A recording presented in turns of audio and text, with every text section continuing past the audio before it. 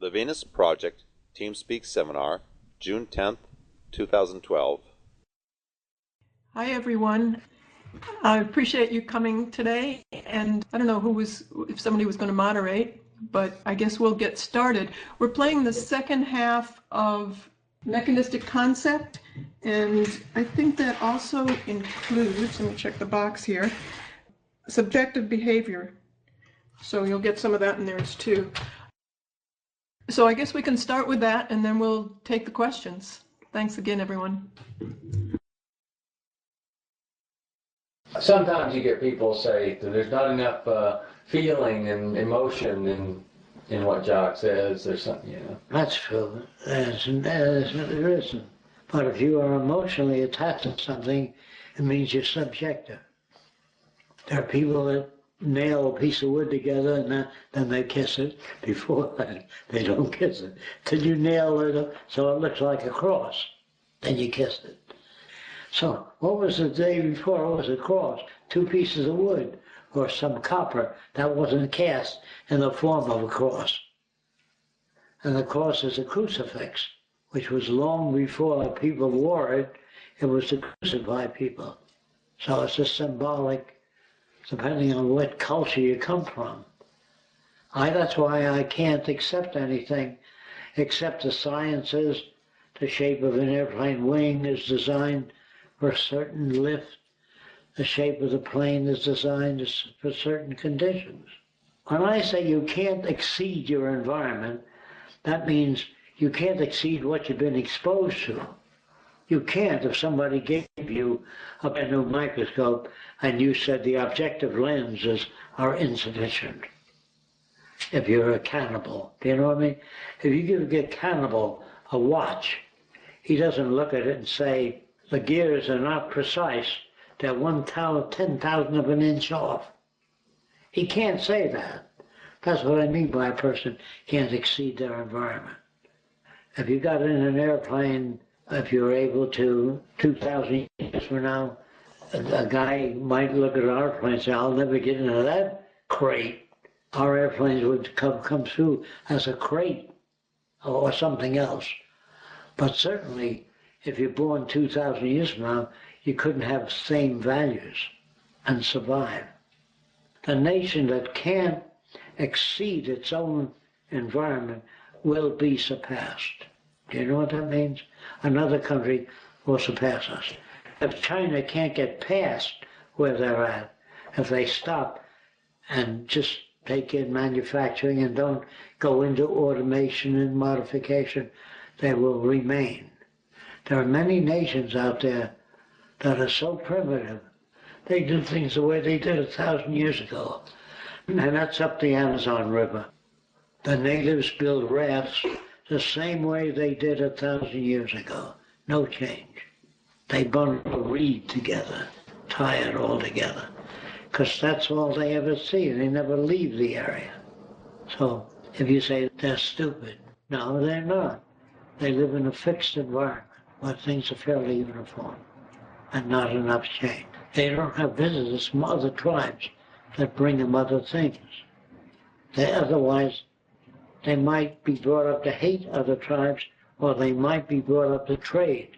The nations that trade undergo change because they meet people that are different and they get things that are different.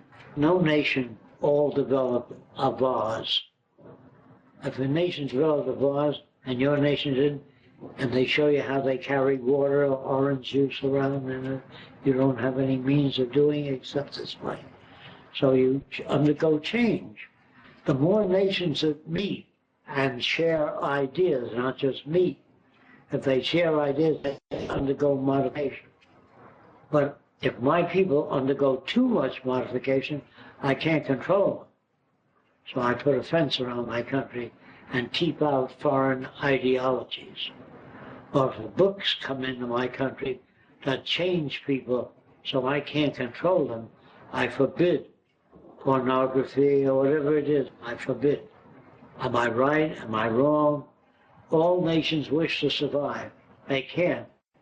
If people read different kinds of books, different kinds of characters, different kinds of social systems, You can't control your people then. So you say, well, I believe in democracy. Nobody believes in democracy.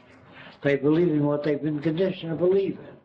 They can't believe in democracy. Otherwise, they go here, communism, socialism, free love, and all. They'd say, I don't know enough about to make up my mind, which is why they'd speak like that. I don't know enough about it. Do you understand what I'm saying?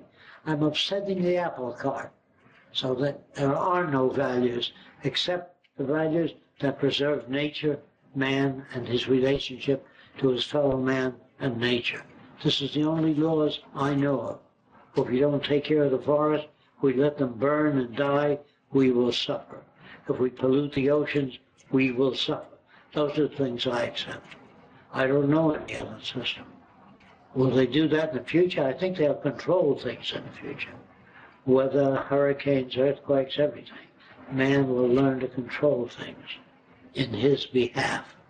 The other organisms that he keeps alive would be supportive to that culture. Do you understand that? That's why it'd be very difficult to deal with people that came from another planet with a different gravitational field, different lighting systems. If they develop, they don't have to look like us. Whatever they develop, they be reflecting their culture. So a guy says, I'd like to share ideas with you. Well, only if they lived here and they had all kinds of methods of evaluation. But they wouldn't want to associate with us, because we're too limited if they've been around longer. So I can't say that Fresco tells the truth. I can only say that Fresco's world is based upon survey related to man and his relationship to the environment. That's what I mean by mechanistic. Because I asked a writer of a scientific book, do you think man is a machine? That's the old mechanistic point of view, that man is a machine. He didn't say, what do you mean by machine? There was no semantics at the time to know what a man is talking about. By machine, I mean that the eyes cannot move to that position unless there's a muscle that pulls it there, unless there's a mechanism in the brain or a bright light cause the eye to look at it. So I want to make little dolls. There's a little magnets in there that you don't see. If I hold the magnet there, the eyes will focus on it if I move it, but not really. Normal people will think, gee, the machine is looking at where you hold that. I can simulate that. You could make a machine to have facial expressions in sympathy. You say, I bought a new car and I lost it. I forgot to put the brakes on, went over. The machine will change and say, my God, I'm so sorry to hear that, but it won't feel anything. It'll react as though it felt something. A machine can't feel bad or good about you. It can only react to the way the circuits are built. You understand that? That's why a machine will never say, I'm going to take over, because it doesn't have ambition. It doesn't say, your wife is prettier than mine, or that machine looks nicer than the other machine. It has no such reaction, nor can it be given that. No matter how you circuit a machine, it can say that that machine is rusting and it's going to disintegrate, and it can even cry, but it won't feel anything. It's like a movie of an actor doing, and you know that he didn't lose his wife and he didn't get shot, although he got shot in the movie. The movie can't feel. He can simulate feel. And that's why a person says he's a good actor, meaning he can get you to cry or she can get you to cry. So they're good actors. And sometimes people use that in marrying a rich man. A girl might say, you're so wonderful, I love you, and the rich man feels flattered and he marries her. Then she spends a lot of money on a lot of things. That's simulating love. A prostitute that says you're a lousy lay, after the day is over, you won't come back. She says, I really enjoyed that sexually, you know. After all, there are people that simulate good and bad, right and wrong. Knowing the difference is difficult if they're good at it. A salesman who sells you something simulates being your friend. Let me advise you that the Ford car is better built than any car today. Believe me, I'm doing you a favor. Is he a car salesman or a fireman? You know, what is he?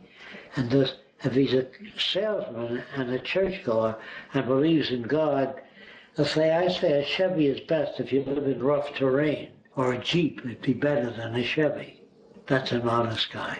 Says that's what I know about cars. But a person can't work for General Motors and say, get yourself an Italian car. I bought a Tatra, which was a Czechoslovakian car. You know the Tatra? I bought it, and the mechanic said, I'm not going to work on your car. It's from a communist country. He said that to me. I said, is it a communist shit? Or a Greek shit? Or a Greek pain? Or a communist pain? There's no such thing as communist science or Czechoslovakian science. There's only science. And they call people scientists that are not generalists, that are in one field. He's an optical scientist. He knows how to grind lenses, but he's not a scientist. To me, a scientist is one who's interested in everything, has loyalty methodology. That means if a Greek comes up with a cure for cancer, you honor him. If a Japanese guy comes up with a cure for cancer, you honor him. You honor any human being worthy of honor, but you don't honor only your own kind. He was an American. That's what I like about it. Patriotism pulls a shield up in front of us so we can't see things as they are. We can't even hear the differences of nations. We get mad at them if they don't uphold American values or our concepts of freedom and democracy. We get mad at people, and that's what they want you to do. They want you to have loyalty to what they teach. But if you have loyalty to methodology, you get rid of a fountain pen if it leaks and you buy a ballpoint pen, because no matter where it was invented, if it works better than the other pen, you use it. If Filipinos come up with a new type of glass that gives you better vision, you use it. You honor them. But you don't, gee, I hope a Greek did it because I'm Greek. Then you blind yourself.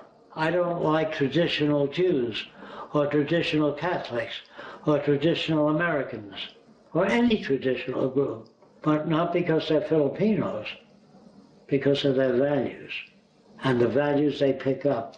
So if you discriminate, I don't want to live next door to a Klansman because he lets go out and beat up a Jew or a nigger or a Filipino or any damn foreigner. I don't find that fulfilling. I find that to be limited viewpoint. Racial prejudice is like patriotism toward a certain race. I'm a Greek and I'm proud of it. Once you do that, you damage a person. Say, I'm a Greek and I like certain Greeks and certain Filipinos and certain blacks and certain Italians. If you meet Italian gangsters, you say Italians are gangsters, that's when you're projecting one set of values into all Italians. If you don't understand what I'm saying, you have to read more on different cultures and different times. You'll get to understand that the Romans behave like Romans because they grew up in the Roman environment. And the Seminoles behave like Seminoles because they're brought up in a Seminole environment. No Indians ever said, no Seminole Indian ever said, I want a twin-engine Beechcraft, unless they were sent to our schools. You get too little of this information and you go out into the world, you get sucked into the worldly values. But if you get past a certain point, you'll never go back. I recently write this, there are no roads to yesterday. Unless it's a history book. It isn't a road to yesterday. It's about yesterday. You know what I mean by there are no roads to yesterday? If you've grown out of yesterday. There are people that live in yesterday today. They won't buy an electric fan because it's unnatural. But they'll wear eyeglasses. And they wear clothing, which is unnatural. And shoes, which is unnatural. So there are too many contradictions. The average person is a bundle of contradictions.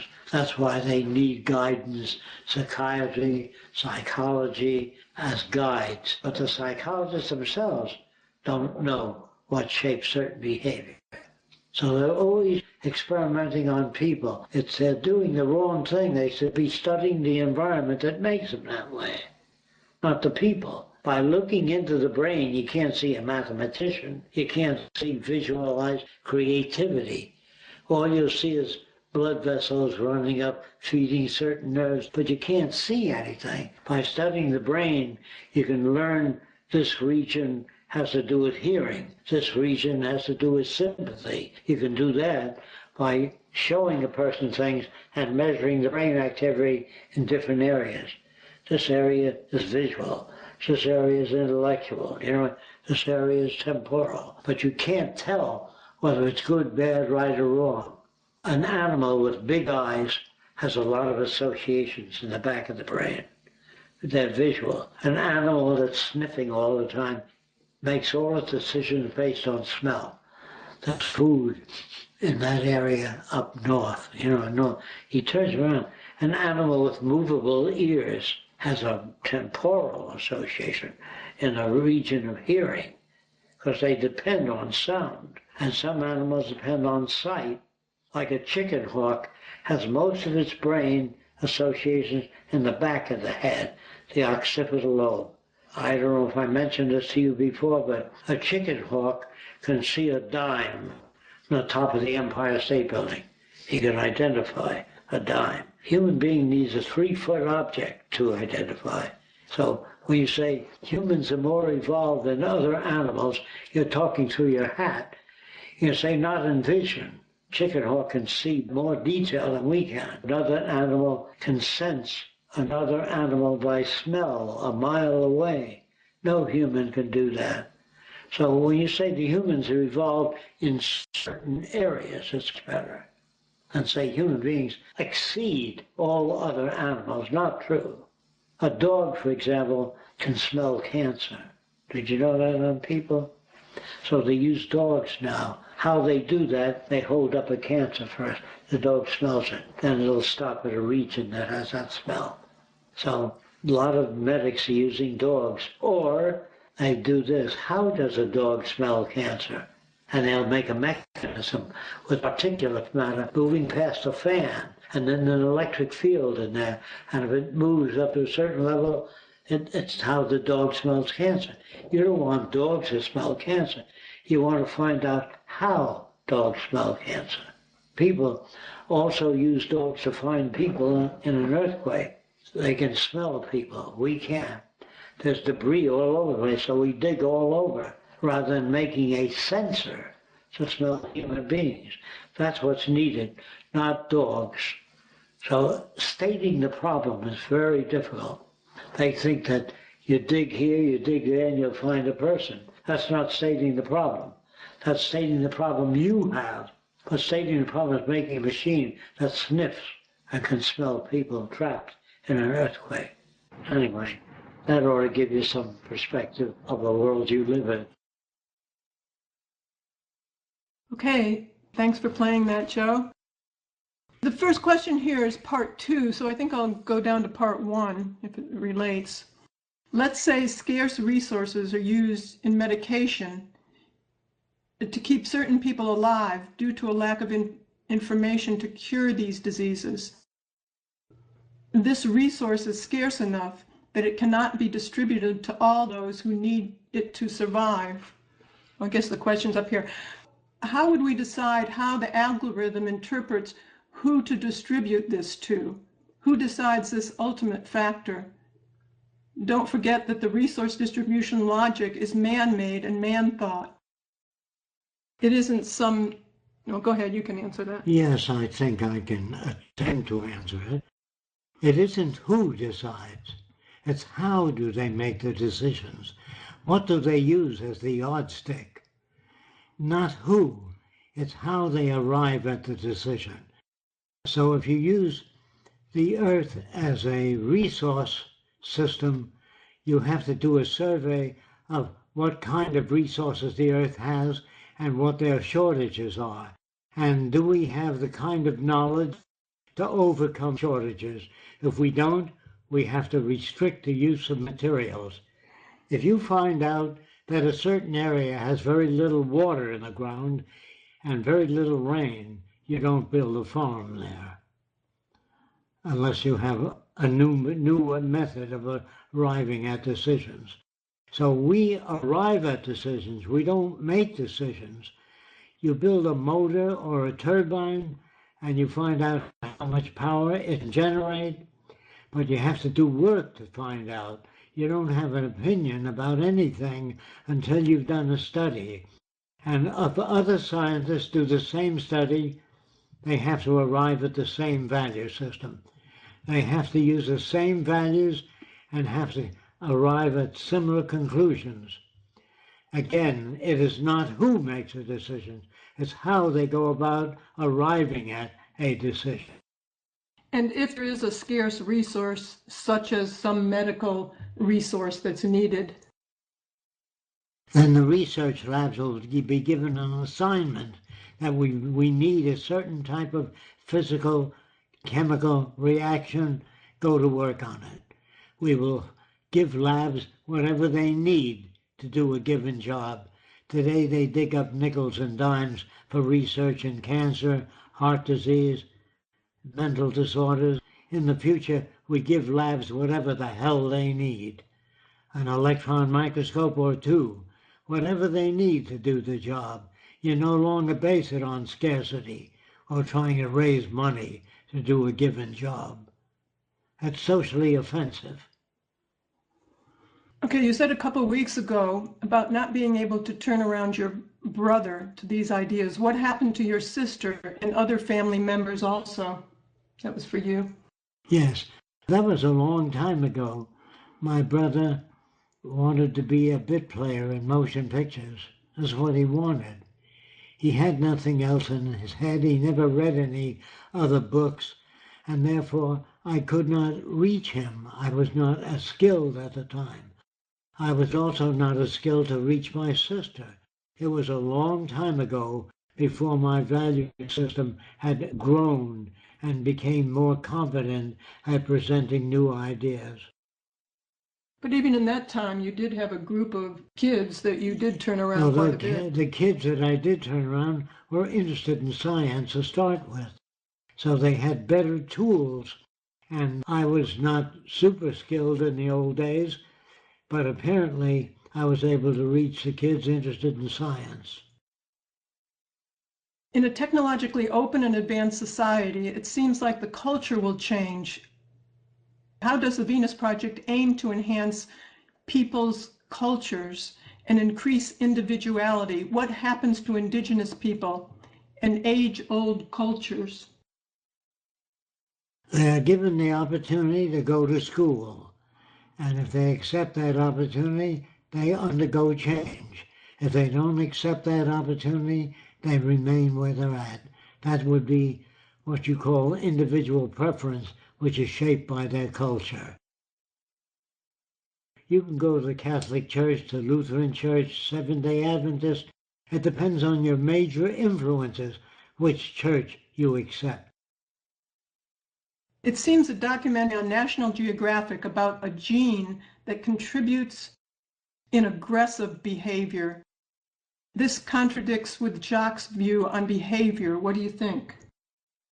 Well, I would say that when the geneticists said they're looking for the Republican gene, that was enough for me to pull away from it. Republicans are conditioned by environment, and they select that point of view because that's what they've been exposed to mostly. And they have never been exposed to certain views which contradict that. People that want to keep you uninformed in certain areas will give you a philosophy that supports their point of view, just like a patriotic American or a patriotic German or a patriotic Russian. They're people that have been fed value systems that support that culture. Aggression depends on where you're coming from. If you come from a scarcity environment, you tend to prize certain things that are scarce. If you come from a scientific environment, you say, I wonder if I can reproduce that in nature. If I can reproduce it or make soil, return soil to its productive capacity without adding synthetic or artificial flavoring or chemicals, they do that.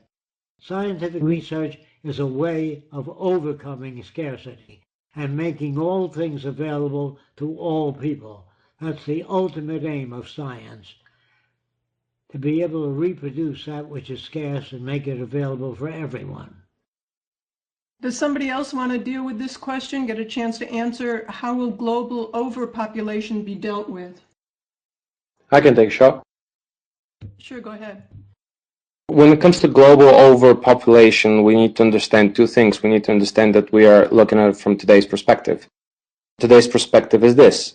We have a lot of people that do not have education, that do not believe in contraception, that actually do believe that having a lot of kids is either luck or beneficial to them, or they do need it in a certain areas because of conditions. Basically, there's a lot of babies die at birth. When there is a resource-based economy established, people get educated and they do understand the benefits of contraception, and they do understand basically that bringing other people into this world, they need to take care of their own kids, and etc. and etc. But there is a specific thing which I'd like to add to that, and that is that in today's society, if we all live like any major movie star or any, I would say, a large consumerist, such as Paris Hilton or anybody that is really spending a lot of money on things that they don't really need. Technically, 1.8 billion people could live on Earth. But if we all lived, I wouldn't say humble, I would say optimal, then the world can sustain a lot more than we are today in terms of population size. In decision making, if people decide to put 40 people on a boat that can only carry 20, it'll sink. So the laws arrived at by scientists are based upon test systems only. And if you put a thing to test, you can say, like it does in theaters, no more than 300 people on the balcony. If you put more people there, it threatens the structure of the balcony. They know that by testing it, by not using people, but they use sandbags and weights to see what a structural system can support. Then they give you a report on what that system can support. It's not just a bunch of ideas that people come up with because it's their pet peeve. In other words, in the future they arrive at decisions. They don't make decisions before testing a system. The overpopulation question is a very, very long and in-depth question and answer session. You have to understand many different factors. And I'll try to put it simply is that it's such a large equation with so many variables that it is not an easy answer to give. Variables of, well, the Earth can sustain 7 billion right now because it is. So we have a baseline to work from. Then you have to factor in what is standard of living, and you have to factor in an accurate measurement of the Earth's resources, and you have to factor in efficient usage of those resources and distribution, and the equation goes on and on and on and on. And you have to understand each part of that equation to get a more accurate, generalized final answer. And I've done some basic math on it, and it is, I estimate, much, much, much higher sustainability than we have now. I'm talking in the hundreds of billions. Not that we need to have our Earth's population at that. When the world is aware, and when we know what the population is, and when we know if we have a higher population on Earth, our overall standard of living will go down, people will tend to make decisions to not have children instead of having children. So there's just a lot to it. It's really hard to answer in such a short time period. Thank you. Thanks, Sean. How can we teach compassion, sympathy, and empathy in children? By cooperative work, where people work with one another, and they realize that, well, if you try to build a log cabin yourself, if you try to build a house many years ago, it might take you 6 months to put up a log cabin. But if you work with your neighbor and several neighbors join in, you can put up the log cabin in a much shorter time. So children are brought up in cooperative environment rather than each individual for himself. So seeing the advantages of a cooperative environment will induce children to look for advice from many different people. For example, my young boy, when he was about 10 or 12, he said to me, "Daddy, what makes an airplane fly? Is it the propeller? If the engine doesn't turn over, the propeller won't turn." He says, "Is it the engine?" "No, if you don't put fuel in that engine, it won't work." "Is it the fuel?" "No, if there's no oxygen, the fuel won't combust." It's many interacting variables that enables an airplane to fly, not any one thing or two things. Okay, what governments are interested in the Venus project so far? No, we're not dealing with any governments so far. No, most governments are made of the similar people that have political ambitions. And political ambitions are false because listen to TV, listen to what the Democrats say about the Republicans and what the Republicans say about the Democrats. They lie about each other. They're not scientific. No politician, to my knowledge, has ever increased the agricultural yield, made airplanes any safer, or made highways safer, or diminished automobile accidents. They don't know how.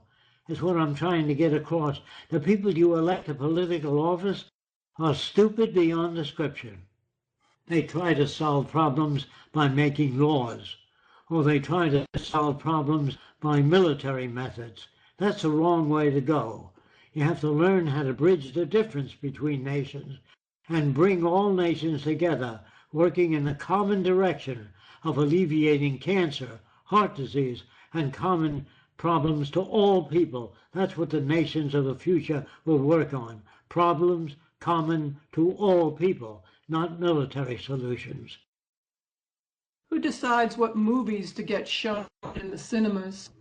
The movies that are tested, that produce non-racism, that eliminates racism, eliminates human aggression, unhealthy human aggression, and movies that promotes the well-being of all people, not a selected few.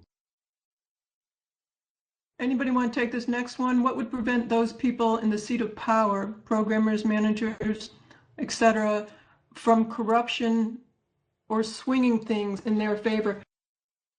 I would like to try this one. Go ahead. This question was partially answered with how we can teach compassion, empathy in children. So when we raise children that way, so it would be compassion, that will be cooperative in a cooperative environment. They also will be brought up in a system which eliminates scarcity. When you don't have scarcity, you don't have to get and maintain the position of differential advantage. When everything available to you, everything in abundance, you don't even have a thought to acquire something more than you just use. You can use almost everything and everything will be available to you. And in the same time, every other part of the system will be interconnected with others. So if you purposely would try to break something in one part of the system, it will affect you right away. For example, even a programmer or engineer or any person who have solar panel on the roof, it doesn't make any sense to hack their own electric grid. It doesn't take you anywhere. So it will be senseless to actually even think about to seize the power, and it's not going to be stimulated, or it will not have any sense to actually even think about it to take the advantage position in that system. Because when other people get more availability to resources, when children get proper education, the richer you are, the more advanced the society as a whole. Okay, thanks. There'll be no people that are in a powerful position.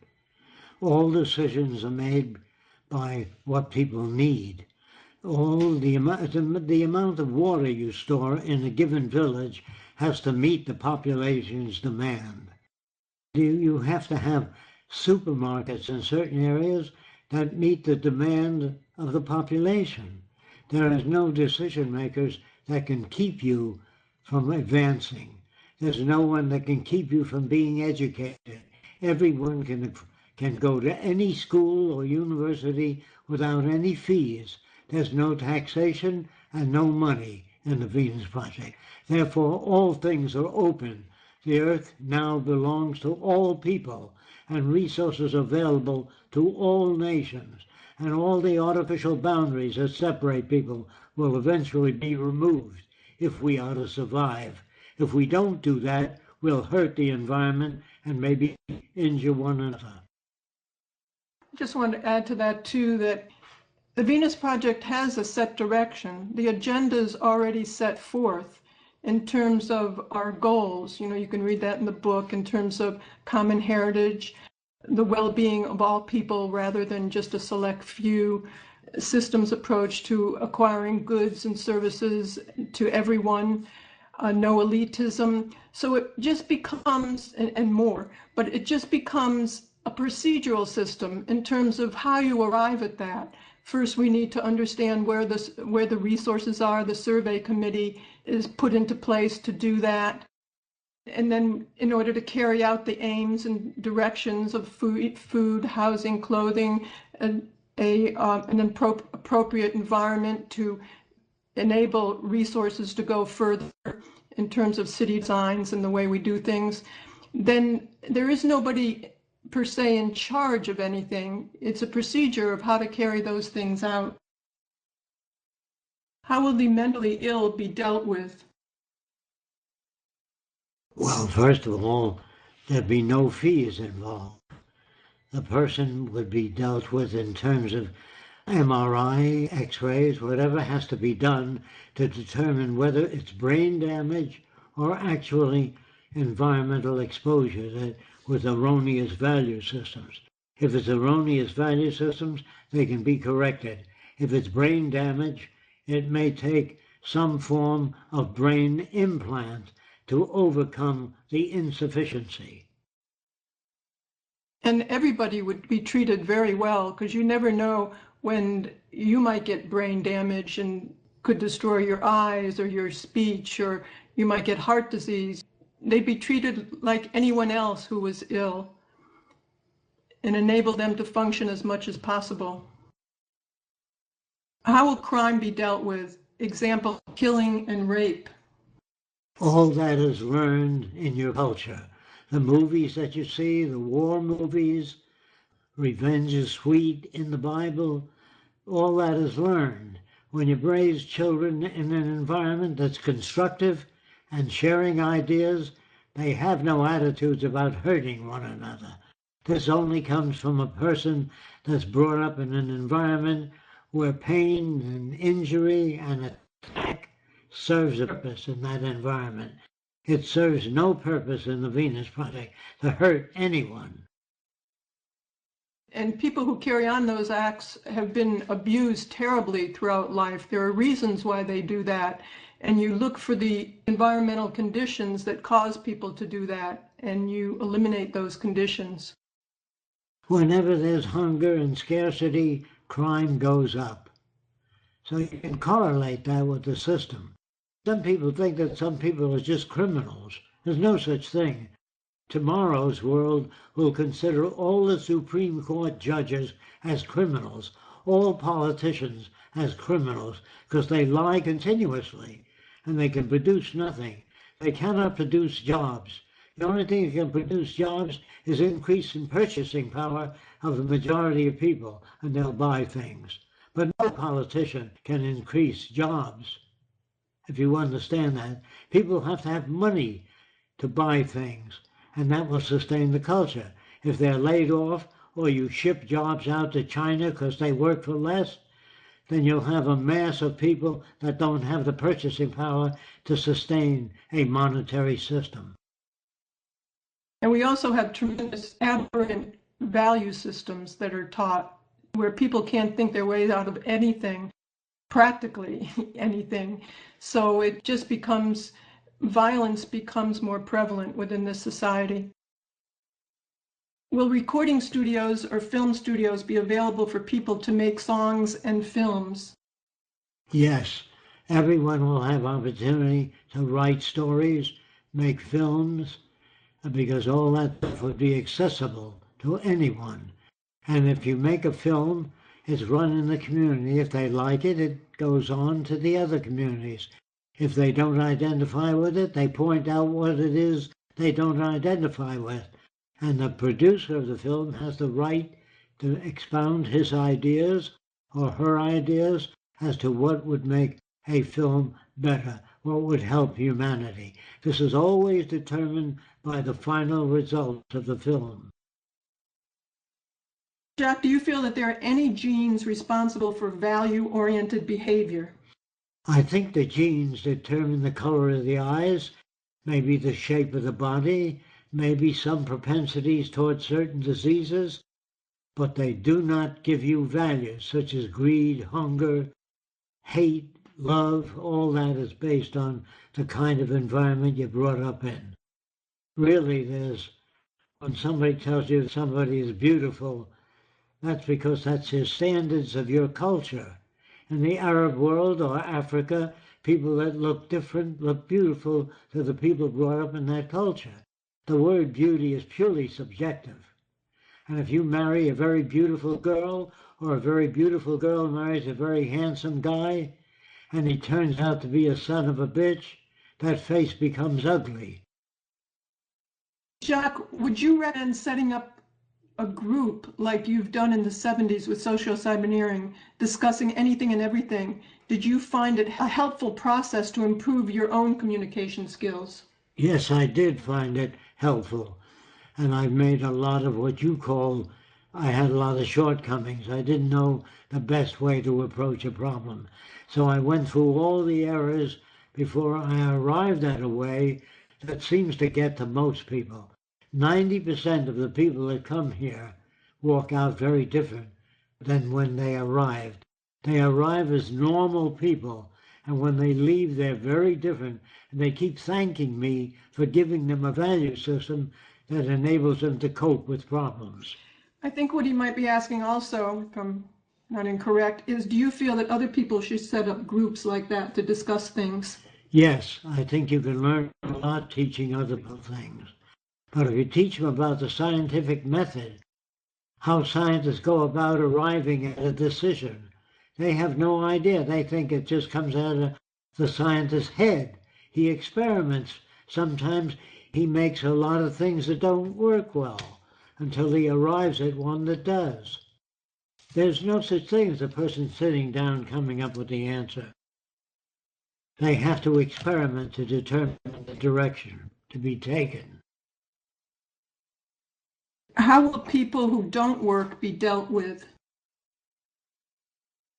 People that don't work, well, you mean if a person is replaced by automation? Or you mean a person that doesn't want to work? Say one that doesn't want to work. Well, if a person doesn't want to work, you have to show him how people working in agriculture provide food for him. And you have to indicate that the work of other people enables him to survive. Research science gave us the electric light. But if you don't want to work, it means you don't understand your relationship to humanity or the environment. And we work on that person and try to give him what he or she, what they lack. I think that would be pretty much it from this culture, remnants of an old culture. Yes. Work has never been reinforced. It's practically never been interesting. It's just been monotonous and boring and something that people just hate to do. So in the future, what you'd call work are things that are really interesting, that help people and help society as a whole. So you'd see the rewards of it immediately within the society. And children would not have to have jobs that are boring and monotonous as well. Jacques, you said once that you believe in the Illuminati, on the edge. It was an interview done in England. What did you want to say by that? I don't recall ever admiring the Illuminati. No, they said that you said you believed in it. Do you believe that there are people who want to control the world, or what? Oh yes, there are people that would love to control the internet. In fact, eliminate a lot of it. But if they ever succeed, I feel sorry for the world's population. The internet is one of the greatest devices ever made to free people from a fixed set of views. Is the collapse of Greece and Spain the start of a chain reaction for a global collapse? Yes, I believe that we're headed for a global collapse. But that'll be based upon taking on more machines and industry, producing things with less and less people, no more cashiers at the supermarket, all automatic tabulation. When that happens, the majority of people won't have the purchasing power to buy goods and services, and that's the end of the monetary system. You don't have to shoot at anybody. You don't have to have a revolution. All systems die unless they change. If America can't see the future, other nations will pass us by. And we really don't feel that you can hasten it or, march in the streets and make change or take your money out of the banks all at once. We're really not large enough for people to do that till we make any particular change. So, it is collapsing, and you just have to stand back and watch it collapse while introducing a new value system and a new way of thinking and a new direction as quickly as possible. It's not only happening in the United States, it's happening all over the world. But if you don't have an alternative system worked out, even the revolutionary people who get into power don't know exactly what to do to make the world a better place. The Venus Project provides the means and methods for attaining dynamic equilibrium, a changing society. Without any final frontiers, we are not utopians. We don't believe that you can design utopia. You can only design a better system than the one that exists. But several years from the time you put in a new system, it'll be constantly revised. So the future has no final frontiers. We have a few more minutes. Is there anyone who'd like to ask a question live? Yes, please, if I can. Sure. Okay, first question is, do you see that eventually automation will produce global cybernetic organism? And how do you think people live in symbiotic relationship with it? Well, don't you remember when people used to operate elevators? Now you get in and you press whatever floor you want to go to, and it stops exactly there. You don't need to get mad at anybody. When you put in automation, if you go to any airport today, most of the trains on all the major airports are automated. There's no conductor, there's no operator of the train, it operates automatically. And that's where the future is going, toward automation, where no one will do any work.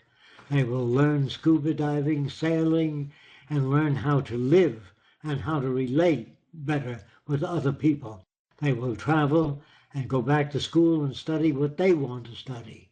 And this is the future that I'm talking about. One where you don't go to work.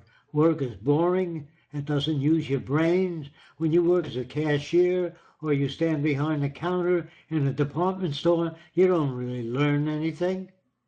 So I'm saying that most jobs are boring, uninteresting, and will be replaced by automation. Okay, thanks. And the second one, when you're describing communication, it seems to me that only one way to really communicate is direct translation to the brain of all the thoughts, feelings, and experiences. How do you see we can communicate if we're not aware of that?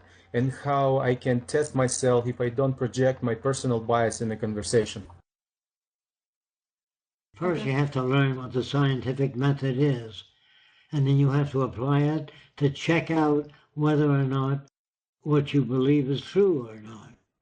You have to put it to test. Once you learn how to do that, you don't become a metaphysician.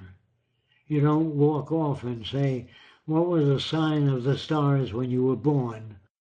Or use pendulums or some sort of magic to try to arrive at decisions. That was good 200 years ago, but today we can arrive at decisions by testing the strength of materials, by testing the strength of all kinds of stuff, the safety of automobiles, or whatever else you're working on, you'll be able to make cars much safer than they are today.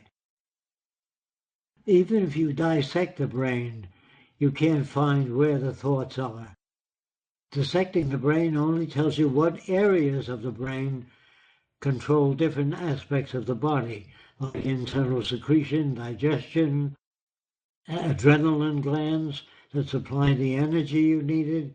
But controlling the brain would only mean if you have a stroke and the area that controls the walking cycle is damaged, someday we'll be able to put an implant in that can play the walking cycle to the brain so you can walk even though after you haven't received too much damage.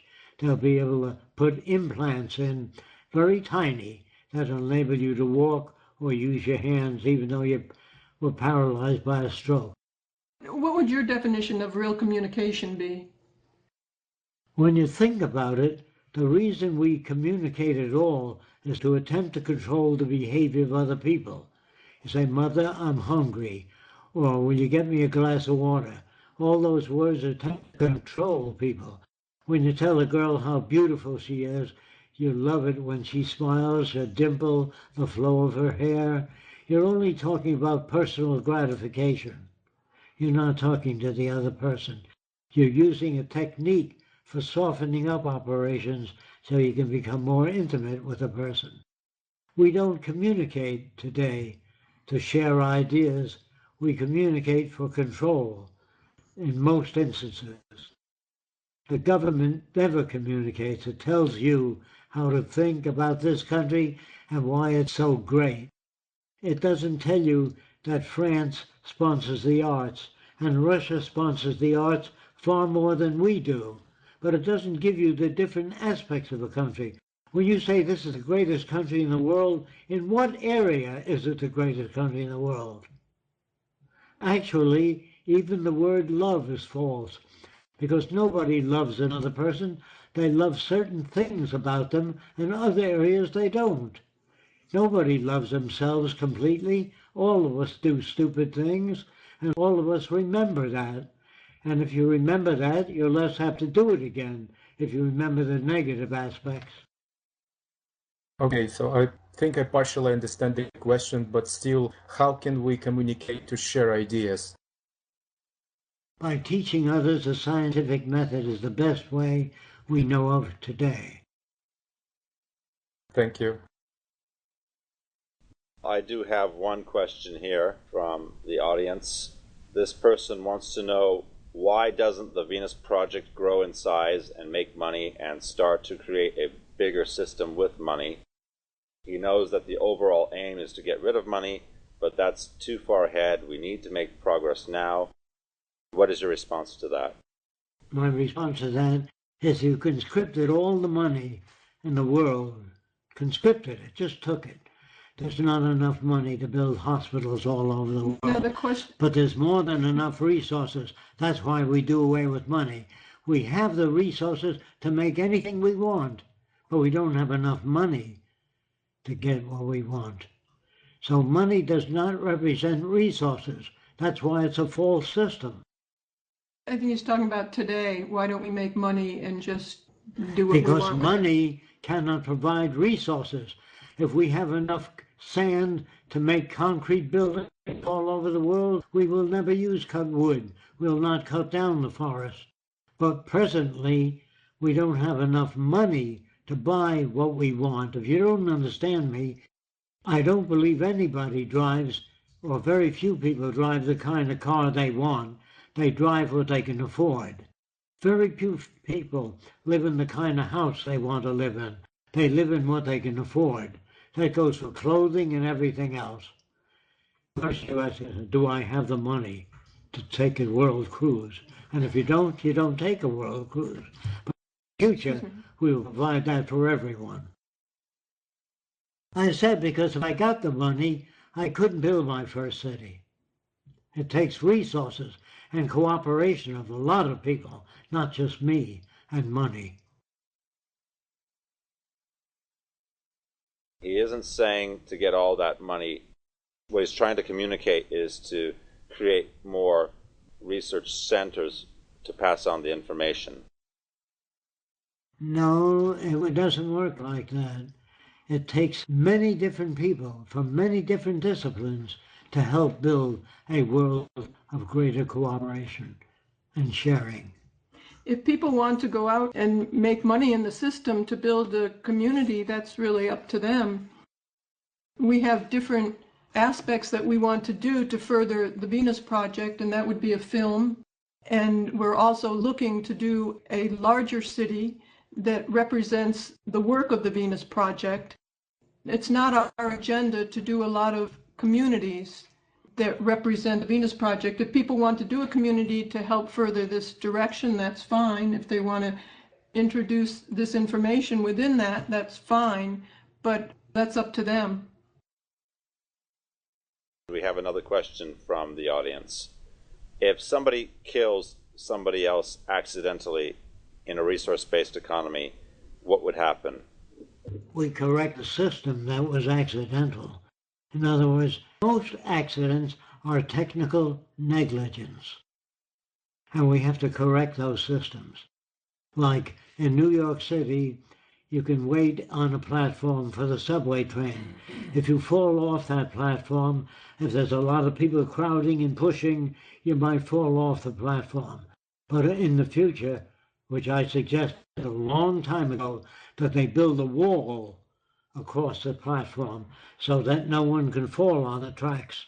And only when the train comes in position do the doors open on the platform so you can enter the train. They have that on all airports today. You can't fall on the tracks anymore. So we have to eliminate the conditions that are threatening to people. This person who asked the question, he wants to know what happens to dead corpses. Would they be buried? Would they be cremated? After people are educated, they will donate skin cells, liver. If their liver is in good condition, they will volunteer to share it with those that need it. If they're dying, they commit themselves to utilization of the body parts if possible. Until we can grow artificial hearts, kidneys, which I think we'll be able to do well into the Venus Project, probably just a few years into the Venus Project, I think we'll be growing artificial organs. When I say artificial organs, I mean made of living substances. One person here also has a question. When do you think the Venus Project will be tested on the scale of a city? That I can't answer. It depends on the work you do, how many people a day you talk to and work on, and expose them to the Venus Project. The more work you do, the faster the transition, and less painful. If you don't talk to other people about it, nothing will happen. It doesn't depend on Jock and Roxanne. We have no power. It depends on what you do, too, to help. You know, and it's very important. A lot of people say that you need to do the city or the next step. Even if we did a city and people weren't educated and they moved into the city, we'd have the same chaos that we have today. So it's extremely important. The first step is to be able to understand this direction and talk to people, make movies, do books, do everything you can to get this information out there. But first learn about it so you know how to represent it accurately. But we are constantly working toward the city. Andrew is working on prints right now for a second city design with Jacques and with people who are helping him. We are getting quotes from contractors. We had a contractor out here the other day. We're getting quotes from architects, engineers right now, and it could be to do the first real CAD drawings. They'll be working with Jacques with that. And we're getting a quote as to how much that will cost. We have somebody who said that they can help us get funding for that, and that could be $1 million. So when people ask us when the first city will come out, when we'll do this to test it, it's really up to what they do to initiate this. We're doing all we can, but that question to me is only relevant when people say, okay, I have funding this much, what can we do to get this going? Otherwise, it's just verbal and it's just putting it all on us, which we are working on it too, but we really need all the help we can get with that. Could I possibly just butt in for a moment and rewind a few phrases and comments about the communities, seeing as we're talking about the first city again? Just lately, there's been a spate of people all over the world wanting to start resource-based economy communities and so on and so forth. And I think that perhaps it might be nice to really clear up that whilst these things are okay, what's not really on the level is to call them a resource-based economy or the first TVP city or something like this, because otherwise people are going to carry on saying, oh, we're going to build the first city. And do you know what I mean? Absolutely. Thanks, Sue. Yeah, we would prefer that if people want to do a community and live communally together, not to call it the Venus Project City unless we were involved, unless they were working with us in conjunction to do a city as we needed to see it done. I mean, do a community. But that's not really our agenda right now. We're not putting our focus toward a community. We've tried that in the past. We've spent many years here doing a hand-tooled community, and we're not interested in doing that again. I think we've kind of passed that. Our focus is on building a large city, trying to get backing for that, and doing the movie so we can reach a broader audience. We think that's much more important than for us to spend our time doing communities and doing a hand-tooled community that does not have any funds to do anything. It would not be a resource-based economy community. So you're absolutely right, Sue. We wouldn't want people to call it that, because a resource-based economy is a global situation. It's a global endeavor. And you can't say that you're going to even do a city that's a resource economy city, because you'd always be dependent on the outside. And we'd always need funding initially from the outside, unless there was some government that gave us everything we wanted. Yes, that's correct. It's not a resource-based economy when you do a little hand-tooled community and you think you can live to yourself. As the culture starts to fall apart and you're feeding yourself, or you have a little community with a wall around it, they're going to go over your wall if you have food over your wall. So it's really a social direction that we're pushing, not so much little communities that live well to themselves. Although we're not against that, it might be good for people to do that during hardships and work communally or cooperatively together. But exactly right. Don't call it a Venus Project City or community, or don't call it a resource-based community, because it's really not that, according to the person who initiated a resource-based economy in the Venus Project.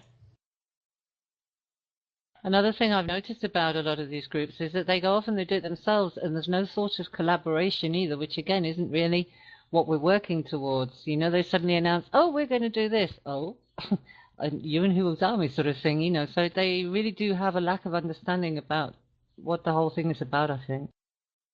Yes, and a lot of times they talk about what's going to be in this city. Actually, there's something going on our activism team, and I think I'm just going to pull that thread because it's not related to the Venus Project. And they're talking about what they want to put in the city, what they're asking us to do within the city, how it will be run, how decisions would be made, and all those things have nothing to do with this direction. So I'm glad you talked about it, because I was wondering how to take that down without saying anything about it too, but I'd rather say something about it first. So these are the reasons we are going to take it down, because this is not something we are involved in or we advocate at this time.